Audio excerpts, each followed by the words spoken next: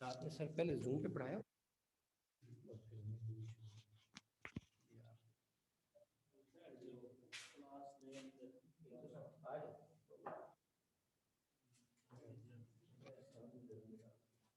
ठीक है सर, मैं कर लूँगा।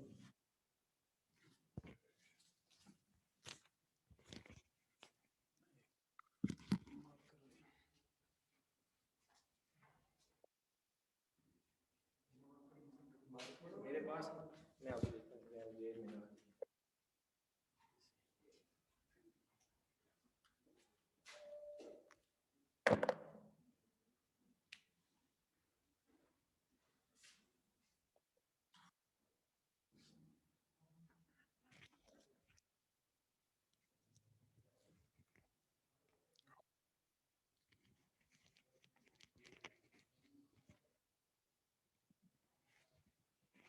सर अस्सलाम वालेकुम।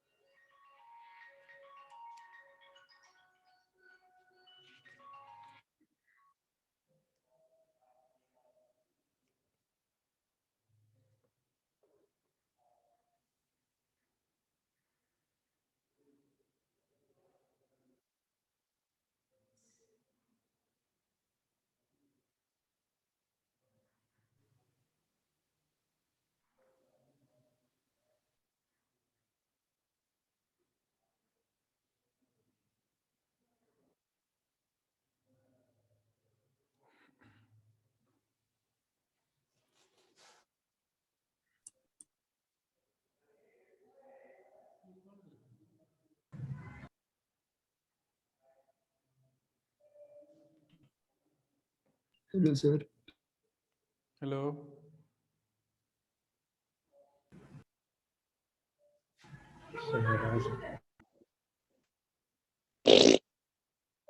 हाँ जी, आवाज़ आ रही है मेरी? Yes sir. Okay, just hold on, ज़रा बच्चे ऐड होते जाए ना तो फिर स्टार्ट करते हैं। ठीक है सर, ठीक। अस्सलाम वालेकुम। सर कैसे हैं आप? मैं ठीक हूँ अल्हम्दुलिल्लाह।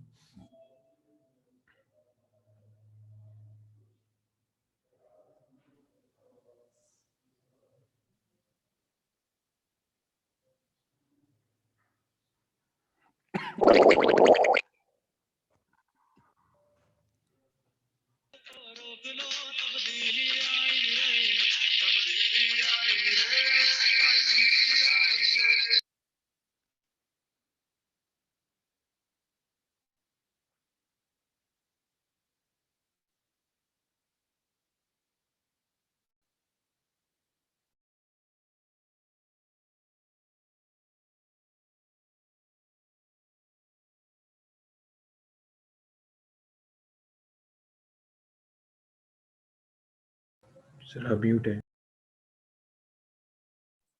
सर आपकी तस्वीर आ रही है, आवाज नहीं आ रही।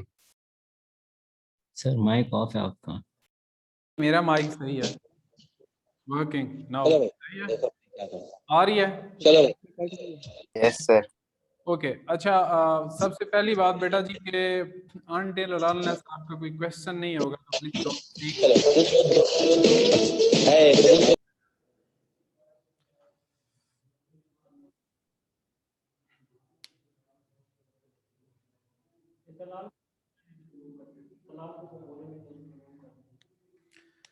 तलाल बेटा जी, मेरे ख्याल में सीरियस हो जाएं तो ज़्यादा बेहतर है, और सुन लें।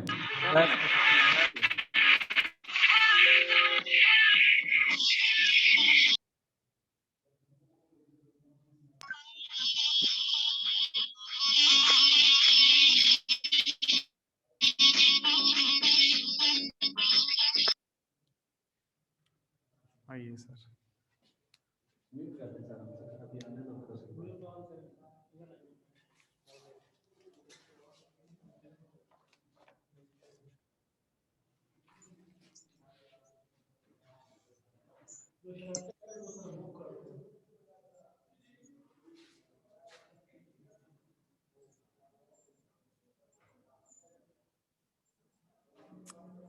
That's good.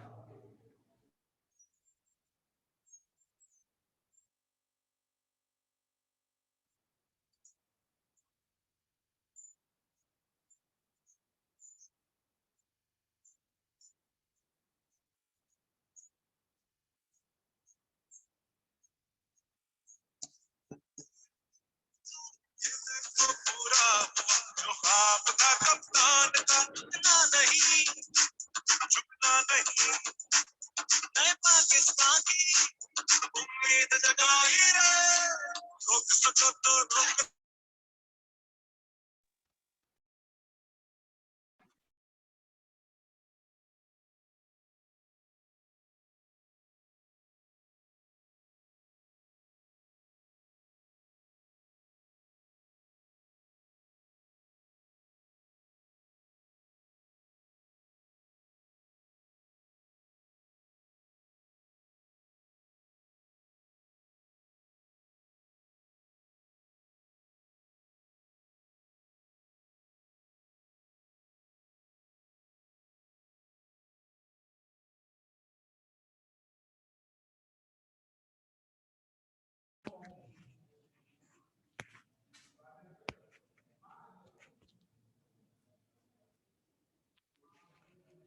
ये है म्यूट ऑल सिचुएशन और एडमिट वहां से बात। सर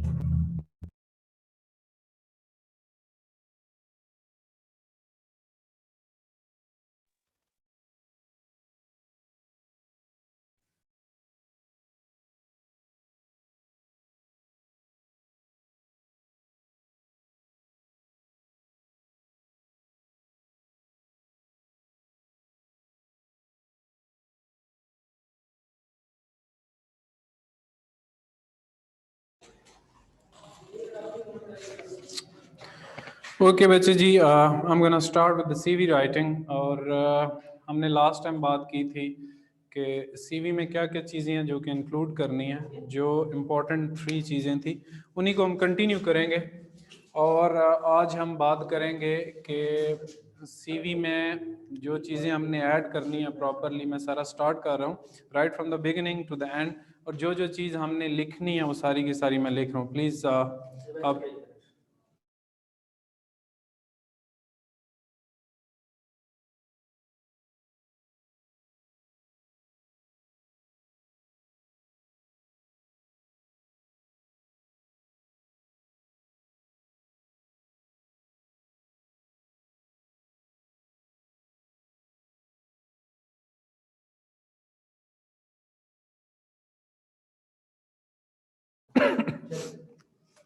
ओके जी, स्टार्ट करने से पहले जो रूल्स ऑफ डिस्कशन है, जो क्लासरूम का डेकोरम है, वो सबसे पहले बात यह है कि मैं बोलूँगा और आप लोग सुनेंगे। You are obviously gonna be unable to speak, और उसकी रीजंस यही हैं जो ग्लिम्पसेस आपने देख लिए हैं शुरू में।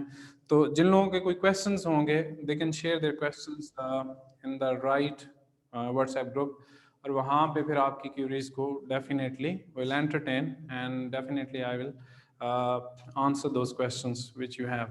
So I'm going to start with now. Please write it down, everything that I'm going to write it.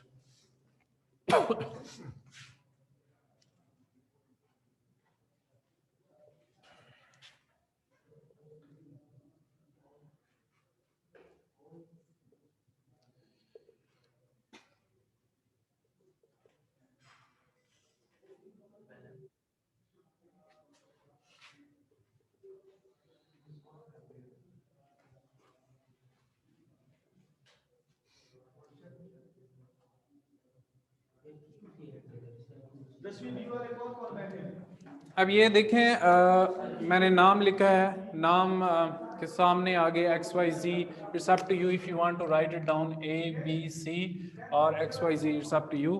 Then you are going to start with your address. Address में मैंने बिल्कुल अस्यूम किया है it is obviously not clear कि किसका address है, क्योंकि हमारे पास इंस्ट्रक्शंस हैं कि हमने एड्रेस को शो नहीं करना. So I am writing an एक्सट्यूम एड्रेस. और देखें इसके बाद मैंने पर्टिकुलरली सेक्टर मेंशन नहीं किया. अगर आप इस्लामाबाद मेंशन करते हैं फाइन, अगर आप कोई और सिटी मेंशन करते हैं, for example if you are mentioning Lahore it's fine, if you are mentioning जो भी आप सिटी मेंशन करेंगे, बस आप एग्जैक्ट लोकेशन नहीं बताएंगे अपना, सिटी मेन मेंशन कर देंगे, आप आपका एड्रेस वाला एक जो रिक्वायरमेंट है वो पूरी हो जाएगी. There is no problem at all. ठीक हो गया.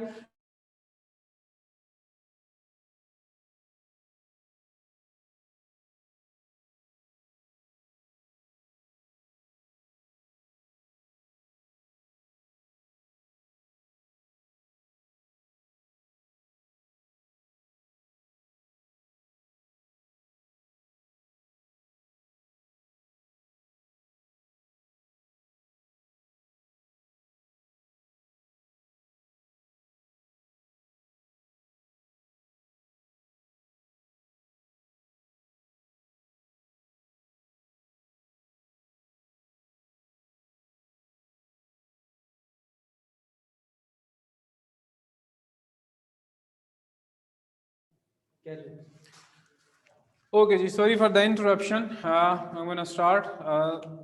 नेम और एड्रेस, ये दोनों चीज़ें जो थी वो हमारे टाइटल में इंक्लूड थी जो हमने ऐड की.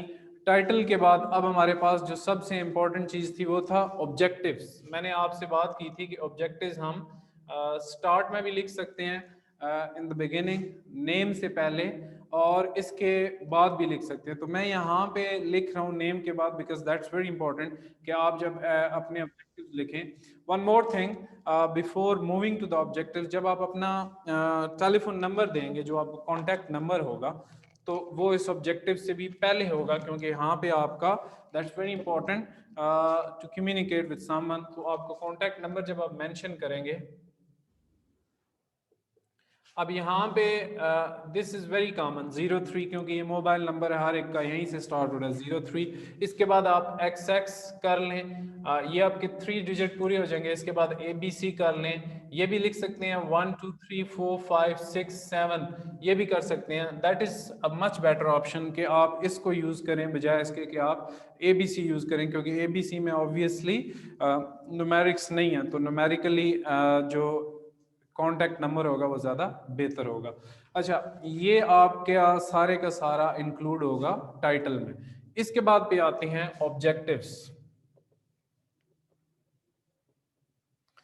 ना ऑब्जेक्टिव में आपने शो करना होता है कि आपने क्या लिखना है, आपकी एम्स क्या हैं, ऑब्जेक्टिव्स क्या हैं आपकी, not only the present situation बल्कि अगली सिचुएशन में भी कि आप फ्यूचर में क्या करना चाह रहे हैं, what you would like to become. तो ऑब्जेक्टिव्स में हम लिखेंगे. सबसे पहले हमने ऑब्जेक्टिव्स में दो चीज़ों को डिस्कस करना होता है. एक तो यह है कि आपके पास जो कैपेबिलिटी है, जो टैलेंट है, and then the qualification that is meeting for the sake of your future pursuits, जो कुछ भी आपके फ्यूचर्स में लिखनी है. तो मैं एक सेंटेंस, 2 सेंटेंसेस लिखूंगा यहाँ पे.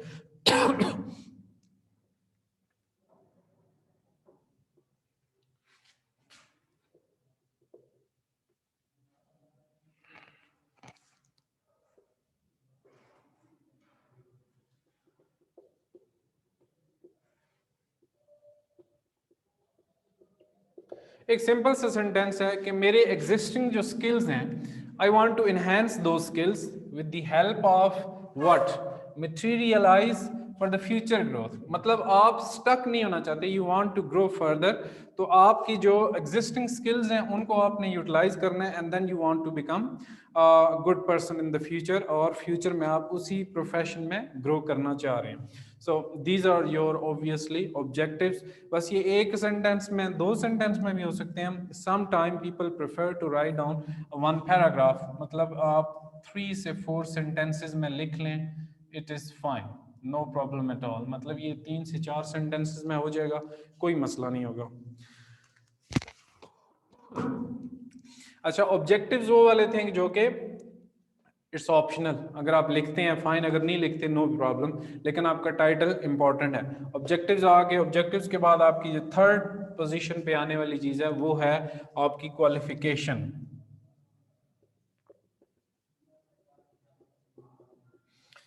Now qualification, since we are student, I'm assuming you guys कि मैं भी उन्हीं के साथ हूँ, तो हमारे पास एक valid qualification नहीं है. So we are going to assume that these are the qualification that we are going to make. So it is already made up.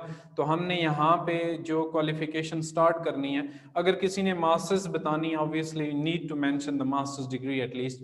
तो उसमें या तो science की degree है या फिर arts की degree. अगर हम MA की बात करें, कोई भी सब्जेक्ट है एमए का, पॉलिटिकल साइंस हो गया, इंग्लिश हो गया, इस्लामियात हो गया, पाकिस्तान स्टडी, तो फिर हम उस पर बात करेंगे एमए.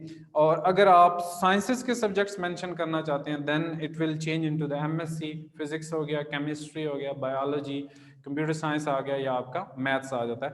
तो हम अस्यूम करेंगे कि हमारे पास एक जेनेरिक सी क्वालिफिकेशन है that will serve the purpose for every single job advertised. ठीक है, तो उसमें ये हो जाएगा कि सारे के लिए वो फंक्शन पूरा कर जाएगी. तो मैं स्टार्ट कर रहा हूँ द मोस्ट रीसेंट फर्स्ट से. आप बेशक कॉलम बना लें, वो ज़्यादा बेहतर है. कॉलम में आप क्या लिखेंगे? एक में आप डिग्री लिखेंगे, title of the degree, then the name of the degree. For example MSc है तो किस में, फिजिक्स में, केमिस्ट्री में, या बायोलॉजी में. So you gonna mention the MSc physics, the title of the degree, then the year of passing, कौन से ईयर में आपने इसको पास किया. फॉर एग्जांपल 2015 है, 16 है, 14 है, whatever the time period. और इसके बाद you can mention the institute as well. Institute में आप यूनिवर्सिटी नेम लिखेंगे, कौन सी यूनिवर्सिटी से आपने कंप्लीट किया. तो ये सारे के सारा हम मेंशन करते हैं यहाँ पे, एक कॉलम बनाते हैं.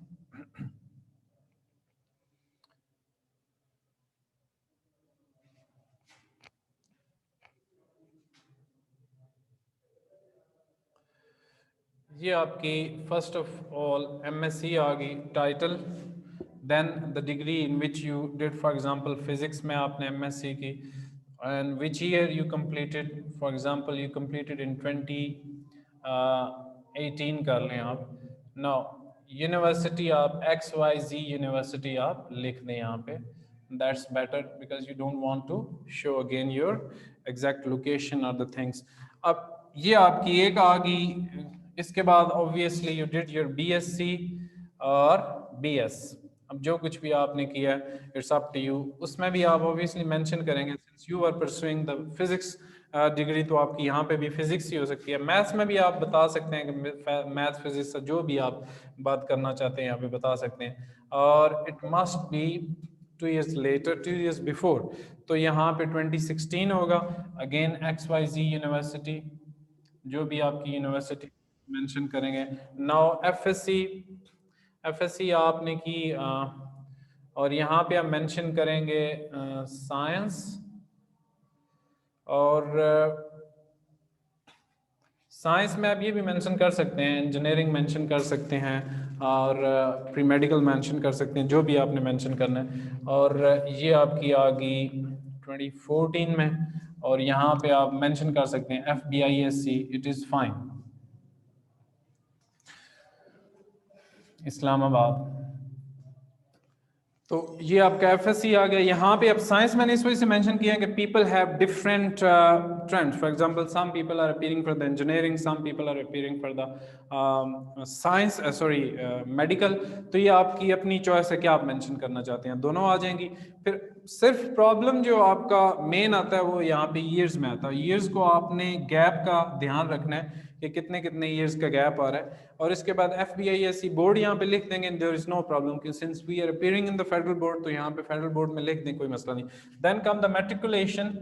तो मैट्रिक आपका जो भी था, साइंस में था, आर्ट्स में था, व्हाटएवर, तो आप यहाँ पे मेंशन कर सकते हैं. If somebody is like for example somebody did matriculation in arts, तो यहाँ पे वो ह्यूमैनिटीज मेंशन करेगा.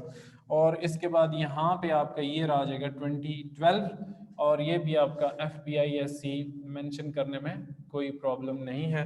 तो ये आपके 4 कॉलम्स में ये आपकी क्वालिफिकेशन आ जाएगी अकॉर्डिंगली. तो क्वालिफिकेशन की रिक्वायरमेंट भी पूरी हो जाएगी. Now let's move on to the next one, and that is experience, the professional experience that we are going to write on. I am gonna rub it out. Hopefully जिन लोगों ने देखा होगा, hopefully they will definitely understand. तो मैं इसको rub कर रहा हूँ, and will move on to the next stage.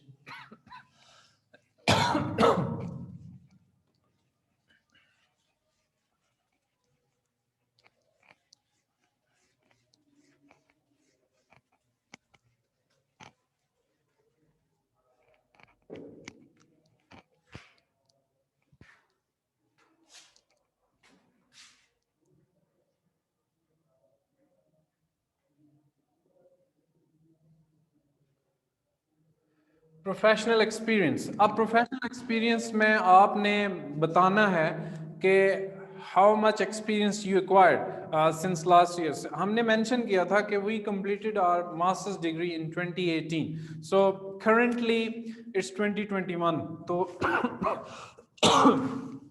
3 साल का गैप है। So it means you must have acquired at least 3 years of experience, if not then at least 2 years of experience तो आपके पास डेफिनेटली होगा।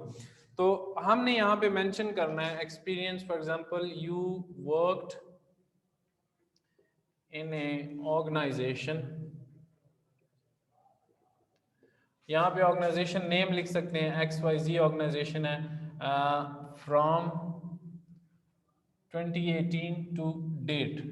यहाँ पे टू डेट का मतलब यह है कि currently you are working in the same department, in the same institution, in the same organization। तो ये आपका यहाँ पे मेंशन हो जाएगा। अब वर्क क्या किया आपने, आपने यहाँ पे कैपेसिटी भी लिखनी है। For example you are supervisor, ठीक है, maybe you are the manager, जो भी है वो टाइटल जरूर मेंशन करना है कि I worked in an organization as supervisor in XYZ from 2018 to date. तो ये आपका 3 साल का जो गैप है वो फिलअप हो जाएगा, 3 साल का एक्सपीरियंस आपका काउंट हो जाएगा यहाँ पे। अब ये आपका प्रोफेशनल एक्सपीरियंस है जो आपका काउंट हो गया। नाउ मूविंग फर्दर, आपका जो लास्ट पार्ट है वो है आपके रेफरेंसेस। रेफरेंसेस से पहले जो ऑप्शनल चीजें आती हैं वो हमने बात की थी, हॉबीज एंड इंटरेस्ट हैं जो हमने मेंशन कर। For example what ever the hobbies you have, तो इंटरेस्ट यहाँ पे हम मेंशन करेंगे जो कुछ भी आपका इंटरेस्ट है। For example if you played somewhere in your school, in your college और एट अ प्रोफेशनल लेवल, तो अब यहाँ पे वो मेंशन करेंगे कि for example you competed for the badminton championship in your school, तो आप मेंशन करेंगे I did competed there and I won whatever the title that you won। ठीक हो गया, तो वो आप मेंशन कर सकते हैं। स्कूल लेवल की, कॉलेज लेवल की मेंशन कर सकते हैं। अच्छा, एक बात आपने याद रखनी है, you are no longer the FSC student, क्योंकि आपकी CV जो बन रही है वो मास्टर्स लेवल की बन रही है। So you should consider yourself कि आप के पास वो इतना एक्सपीरियंस आ चुका है। ये ना हो कि आपने नीचे मेंशन किया हुआ MSc मेंशन की हुई है, मास्टर डिग्री, और जब आप यहाँ पे मेंशन करें तो आप सिर्फ स्कूल का मेंशन करें। It should B assumed one, 2-3 आप ईयर्स का बता दें जो भी आपका इंटरेस्ट है। It should be a genuine and as well, क्योंकि यहाँ पे आपकी ये भी इंटरेस्ट हो सकता है, since you are very interested in book reading, you must be interested watching movies, you must be interested going for the adventures. For example hiking adventures हो गए या कोई और ट्रिप के एडवेंचर्स हैं, जैसे भी आप माउंटेन एरियाज को एक्सप्लोर करते हैं, तो this is up to you कि क्या लिखते हैं। अब इसको लिखना कैसे है, आप बुलेट्स में लिख सकते हैं, नो प्रॉब्लम एट ऑल। 1 2 3 करके लिख लें, कोई प्रॉब्लम नहीं है। How many interest you have, you can add it up. ये आपके 2-3 इंटरेस्ट जो भी आ जाएंगे, सेंटेंसेस में आप बना के लिख लें। And if you want to go for the paragraph, there is no harm, दोनों चल जाएंगे, दोनों में कोई प्रॉब्लम नहीं है। अब जब आपके ये हॉबीज इंटरेस्ट कंप्लीट हो जाएंगे, remember one thing, whatever you are writing it, you should remember as well, क्योंकि जब आप इंटरव्यू में अपीयर होंगे somewhere, you should know that these are my interests and you are very ready to talk about that। For example, अगर आप यहाँ पे लिखते हैं जी कि मैं बुक रीडिंग में बड़ा इंटरेस्टेड हूँ या इंटरेस्टेड हूँ, तो इसका मतलब क्या है कि आपने एटलीस्ट 2-3 बुक्स पढ़ी होंगी, and there must be some famous books as well, क्योंकि जो इंटरव्यूअर होगा उसको भी पता होगा दोज बुक्स, तो उसने उस बुक्स के बारे में अगर बात करना चाहे तो एटलीस्ट यू शुड प्रिपेयर कि आपने जो कुछ पढ़ा हुआ है क्या था। फाइन, नाउ मूविंग फर्दर, हमारे पास था रेफरेंसेस, जो कि सबसे इंपॉर्टेंट चीज थी। पहले बात हो रही थी कि रेफरेंसेस में हम ये कर सकते हैं बी अवेलेबल ऑन रिक्वेस्ट और वी विल अपडेट इट, लेकिन अब हमने क्या करना है, यहाँ पे रेफरेंस देना है एक बंदे का। तो मैंने आपको मेंशन किया था कि you don't have anyone reference, तो आप एक अस्यूम्ड कर लें। जैसे आपने काम किया है किसी ऑर्गेनाइजेशन में, तो अब उसका नाम अस्यूम नाम है, for example mister Mohammad Ali, ये एक अस्यूम नेम है, मैं कोई ये नहीं बता रहा कि एग्जैक्टली वही बंदा है। अब इसका टाइटल क्या है, for example he is chief executive,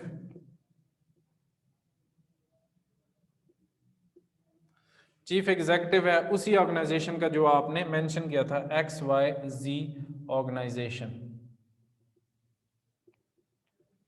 अब आपने मेंशन कर दिया नेम, हिज रैंक और the title and his organization. जो लास्ट इंपॉर्टेंट चीज है वो उसका कॉन्टैक्ट नंबर है। अगेन कॉन्टैक्ट नंबर आप क्या करेंगे, ये और इसके बाद 1 2 3 4 5 6 7। तो इस तरह आपका ये वाला पार्ट कंप्लीट हो जाएगा रेफरेंसेस का, कि आप इस रेफरेंस को कैसे आप लिखेंगे। आपने याद रखना है कि पहले उसका नाम है। If you are giving reference someone who is female, तो यहाँ पे मिस्टर की जगह आप मिस यूज कर लेंगे, MS, और डॉट जरूर लगाना है आपने, और इसके बाद लिखना है कोई भी आप नाम लिख सकते हैं। For example very common name Ayesha लिख लेते हैं हम, तो ये आपका हो जाएगा, sorry yes it's done, miss Ayesha, ठीक हो गया। और फिर बाकी उसका टाइटल वही चीफ एग्जीक्यूटिव है, वो she is also working in XYZ organization and that's her contact number.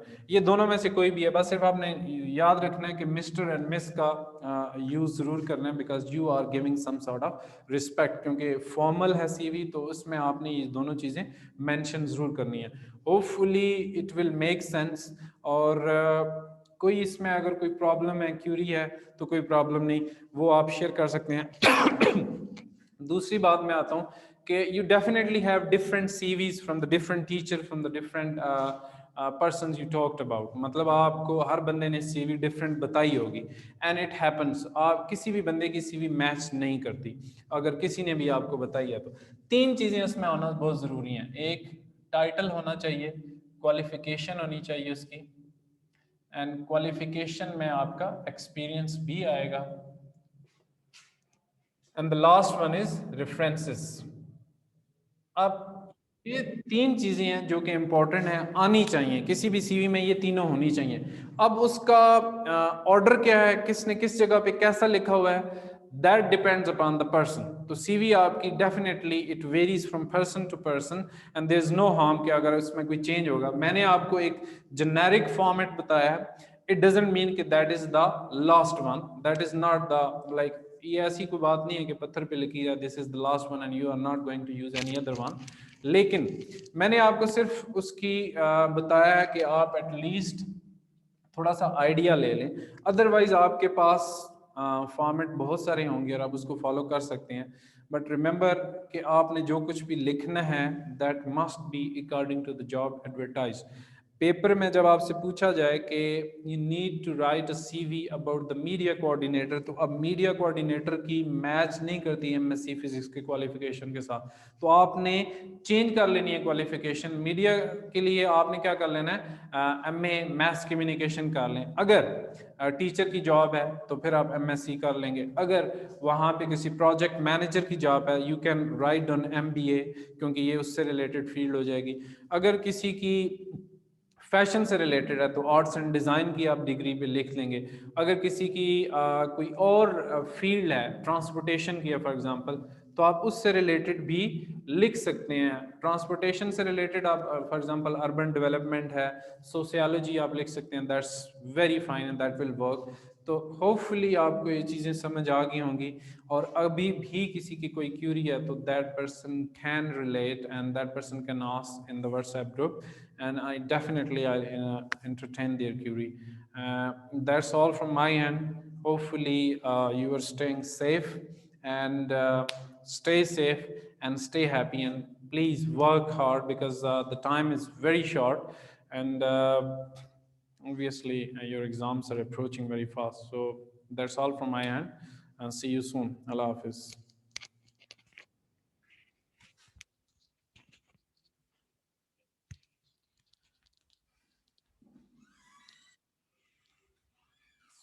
आ जाएं सर, आ जाएं प्लीज़।